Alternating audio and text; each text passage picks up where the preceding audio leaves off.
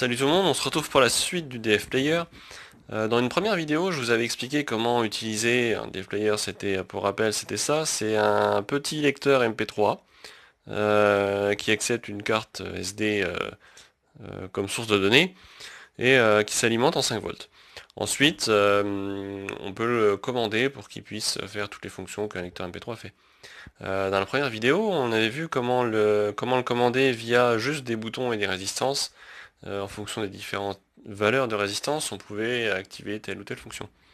Aujourd'hui, on va s'intéresser à comment le programmer via un Arduino, parce qu'en fait la première solution est très bien, elle permet de commander le Dev Player sans avoir besoin de faire de programmation, juste avec quelques résistances ça suffit.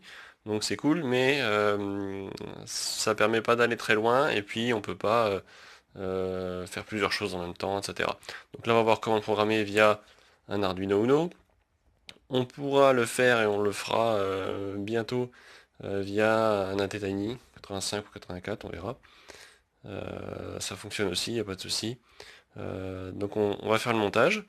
Ensuite on passe à l'ordinateur, je vous montre quelle bibliothèque installer pour nous faciliter la vie. On peut le commander directement à la main, en fait il n'y a pas besoin de bibliothèque parce que le DF Player fonctionne avec une communication série. Comme l'Arduino, quand vous voulez voir le moniteur série d'un Arduino pour pouvoir faire un serial.print pour voir ce qui se passe pendant l'exécution de votre programme. Ça fonctionne de la même manière, c'est une communication série, on lui envoie des données, et puis lui il agit en fonction. Donc techniquement on pourrait se passer complètement de bibliothèque, mais il y a une bibliothèque qui est fournie par le fabricant, qui est très bien, qui fait toutes les fonctionnalités, donc on va pas s'empêcher de le prendre. Ça pourrait être intéressant de ne pas la prendre dans le cas où on utiliserait un microcontrôleur ultra petit avec vraiment très peu de mémoire, et là du coup on pourrait pas mettre toute la bibliothèque parce qu'elle est pas très grosse mais elle prend quand même de la place. Donc parfois on pourrait le faire à la main pour gagner de la place. Là avec un Uno il y a zéro problème. Donc voilà, je vais vous montrer comment le câbler et ensuite comment installer la bibliothèque et on fait un petit test. Voilà, donc voilà mon montage. Vous avez le... Je vais vous mettre en surimpression le schéma fourni par le fabricant, donc des Frobot. Voici ce que j'ai fait. Donc là j'ai un petit haut-parleur, fil rouge, fil noir, peu importe, il n'y a pas de... J'ai choisi ces couleurs là parce que j'avais ça qui traînait. Donc en fait, il est alimenté, je rappelle comme dans la première vidéo, il est dans le bon sens quand on est capable de lire des Player Mini droit devant soi. On le voit ici. Donc première pin en haut à gauche, on met du 5 volts. Avant-dernière, on met le ground. Le haut-parleur, il y a un fil à gauche, enfin en bas et au-dessus du ground. Ensuite, troisième pin, vous allez sur la broche numéro 10 et deuxième pin via une résistance de 1 kΩ, vous allez sur la broche numéro 11 de l'Arduino. Et c'est tout ce qu'il y a à faire. Ça suffit pour commander. Après, bien sûr, si on veut rajouter des commandes manuelles, eh ben, on mettra des boutons qu'on branchera sur l'Arduino, etc. Mais pour programmer depuis l'Arduino directement, il y a juste besoin de ça, ça suffit très bien. Donc maintenant on passe sur l'ordinateur. Alors maintenant, une fois que vous avez lancé votre logiciel Arduino, il va falloir intégrer la bibliothèque. Donc vous allez dans Croquis, inclure une bibliothèque, gérer les bibliothèques. Et ici dans la barre de recherche, si vous avez un Arduino relativement récent, pas récent j'entends moins de 3-4 ans quoi, vous tapez DF Player, vous devriez avoir une liste. Le bon c'est celui qui s'appelle DF Robot DF Player Mini by DF Robot, parce qu'il y en a d'autres. Donc celle-ci, vous l'installez, éventuellement il y a besoin de redémarrer le logiciel Arduino. Et maintenant, dans les exemples, vous devriez avoir un sous-menu DF Robot DF Player Mini avec quelques exemples. Donc là, par exemple, j'ai pris Get Started, qui donc communique comme sur le schéma avec 10 et 11, qui affiche dans la console quelques informations, si tout se passe bien, etc. Si jamais vous avez quelque chose qui ne fonctionnait pas, vous le lancez et vous cliquez sur Moniteur série vous aurez ces messages d'erreur éventuels qui pourraient vous aider si vous avez mal branché, si vous l'avez mis à l'envers, etc. Là, ce qu'il fait, c'est justement ce qui est intéressant quand on programme, contrairement aux boutons sur lesquels on appuie, c'est qu'on peut choisir le volume dès le départ, etc. Par défaut, il y avait 10, j'ai mis 20 pour qu'on puisse entendre correctement avec le micro. Donc on peut mettre le volume, jouer, et ce sketch là, en fait, ce qu'il fait, c'est que toutes les 3 secondes, il joue la chanson suivante. C'est tout. Et après, il affiche des informations si jamais il y a des messages, des choses qui se passent, des événements qui se passent, si on enlève la clé, etc., etc. Donc là, vous branchez votre Arduino Uno, vous cliquez sur téléverser, et normalement, ça devrait fonctionner.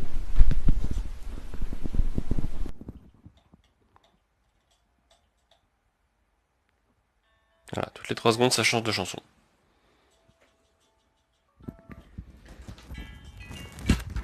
Moi, ce qui va m'intéresser maintenant, ce serait de voir le temps de latence entre le moment où on dit vas-y joue la chanson numéro X et le moment où la chanson commence à partir. Parce que je me dis que ça pourrait faire. Alors j'ai plein de projets pour ça, notamment une boîte pour mon fils, pour qu'il puisse, en fonction de comment il la manipule, ça joue différents sons. Mais je me dis un truc qui pourrait être rigolo à faire, ce serait de faire une sorte de mini sampler, un sampler ou plutôt boîte à rythme finalement, où on met les différents sons que peut faire une batterie, et puis en fonction d'un appui sur un bouton, bam, ça joue le son. Si ça va suffisamment vite, si on appuie sur le bouton et que dans les dixièmes de seconde qui suivent, ça joue le son, ça pourrait le faire, parce que on pourrait même aller plus loin en programmant un Arduino pour qu'il enregistre ce qu'on fait et qu'il puisse boucler dessus. Donc ça permettrait de transformer ça carrément en instrument de musique, en fait, ça pourrait être assez sympa. Donc on va voir si c'est possible. Bon alors déjà, je suis allé chercher quelques trucs en plus. Je me suis rendu compte que le son du haut-parleur était pas super fort, donc je vais remplacer ça par une petite enceinte Bluetooth qui marchera mieux. Donc je suis allé chercher un petit jack avec le câble qui va bien. J'ai rajouté 2 petits boutons souples qui vont permettre de déclencher les percussions que j'ai envie de faire. Et puis quelques câbles. Donc on va brancher tout ça. Tout ça, pardon. Alors, le port jack. Je vais mettre un petit port jack ici. Dépêcher de le faire. Je vais mettre un grande et, vu que c'est du mono, on s'en fiche, n'importe lequel des deux. Le grand, je l'ai mis sur le blanc. Donc le blanc, il y a un grand de l'autre côté, ici au numéro 2. Tac. Et pour l'entrée ligne, c'est alors là, j'avais un fil pour le speaker, un grand, un fil pour speaker, celui d'après, enfin les deux d'après, c'est pour la sortie du DAC, donc l'un ou l'autre, gauche-droite, ça ira très bien.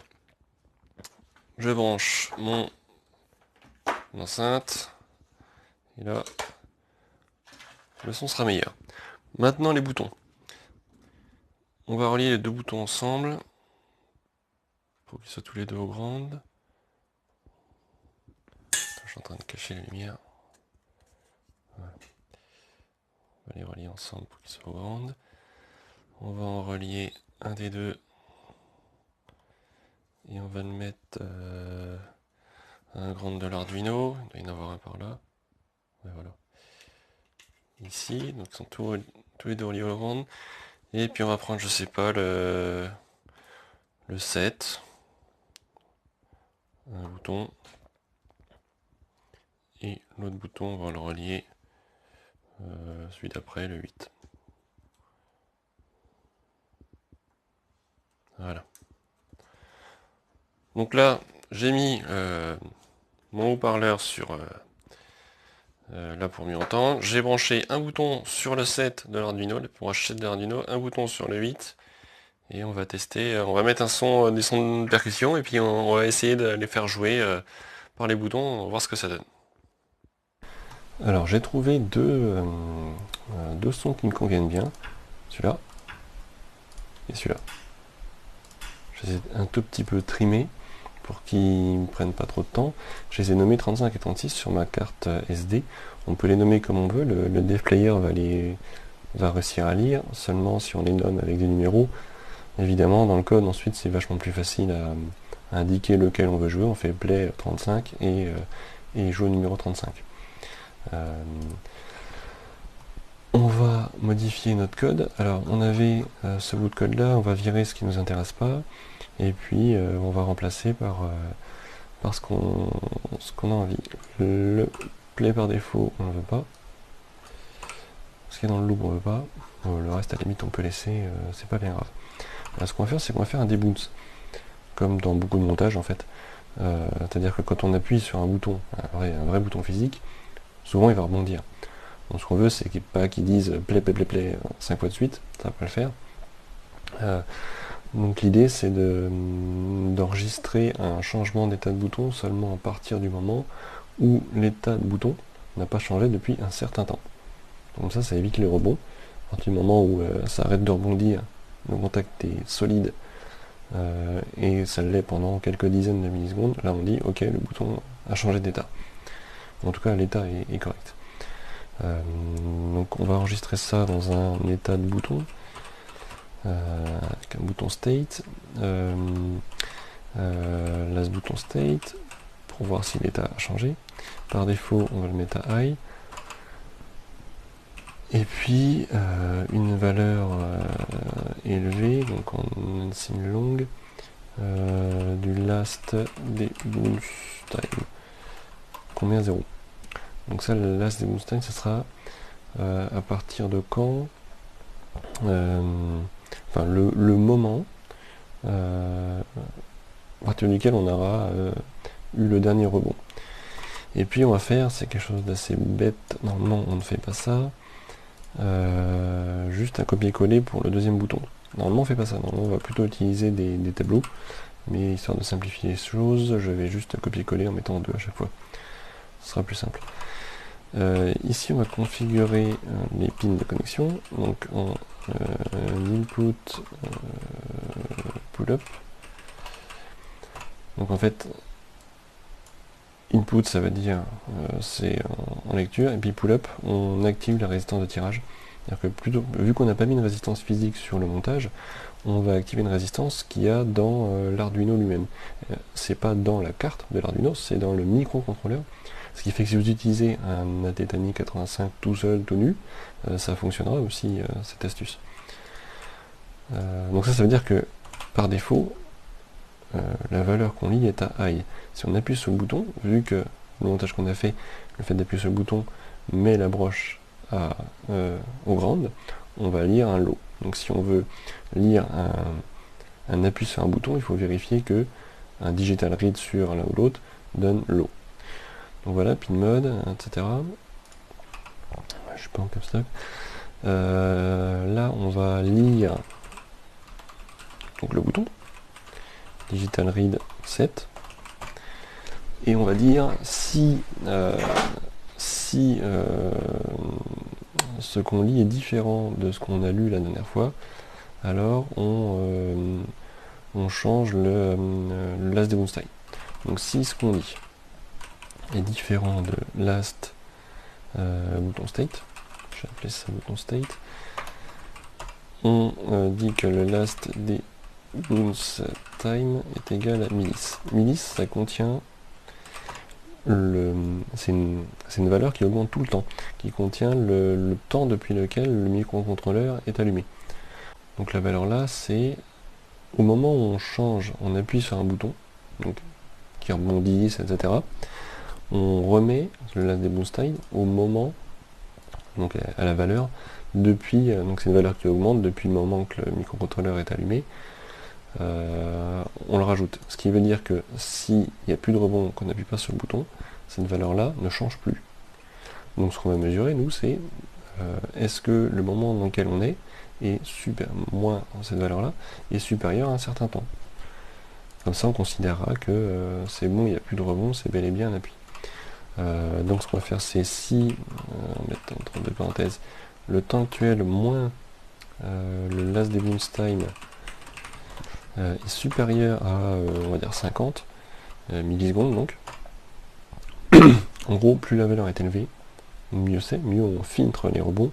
Par contre, ça veut dire qu'à partir du moment où on appuie sur un bouton, au mieux, notre action va s'activer 50 millisecondes après qu'on appuie sur le bouton. Donc si on met une valeur trop grande et qu'on appuie, on rajoute ce délai. Donc on ne veut pas que ce soit trop élevé.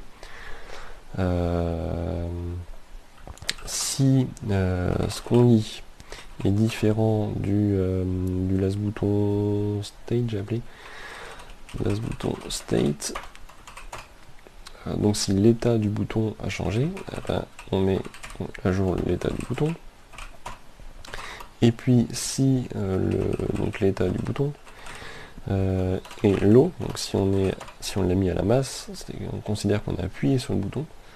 Donc dans ce cas-là, on va lire la musique qui nous intéresse.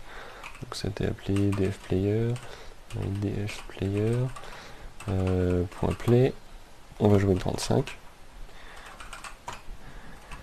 Et puis ici, on va mettre le last bouton state, pardon, ce qu'on a lu. Donc l'état d'avant était ce qu'on a lu. Ça me paraît pas mal. On va encore une fois bêtement copier-coller pour le second. Donc reading 2, lui on va lui mettre 8. Reading 2, state 2, state 2. Bon, je répète, hein, normalement on fait plutôt ça dans les tableaux, mais là c'est pour simplifier les choses. 36, on a dit. Reading state. Bouton state, reading. Paraît pas mal, on vérifie si la compilation passe. La compilation passe. Donc on va uploader ce sketch sur l'Arduino et puis on va essayer voir ce que donne ce que ça donne. Voilà, sur le téléphone ça donne ça. Plus fort. Je fond.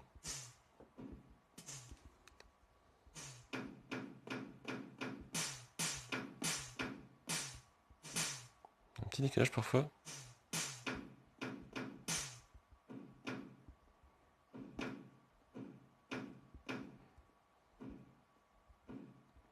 Ah, si le son n'a pas fini de jouer, on a un PAM. Il faudra trouver comment changer ça, mais...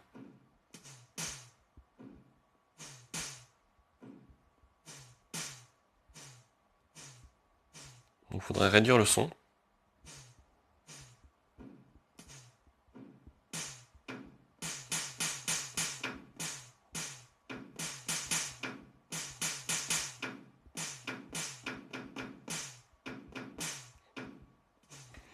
En tout cas, ça marche. Faudrait essayer de contrer ce claquement qui se passe, mais sinon par ça pourrait fonctionner quoi. Donc après on pourrait s'amuser à faire un séquenceur, quelque chose qui enregistre ce qu'on fait et qui le rejoue. Donc voilà, on peut s'amuser à faire ce genre de petites choses avec le dfplayer, même s'il y a des améliorations à mettre, c'est amusant.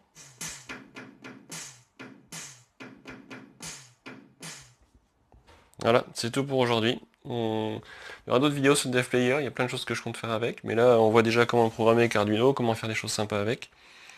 Donc voilà, amusez-vous bien.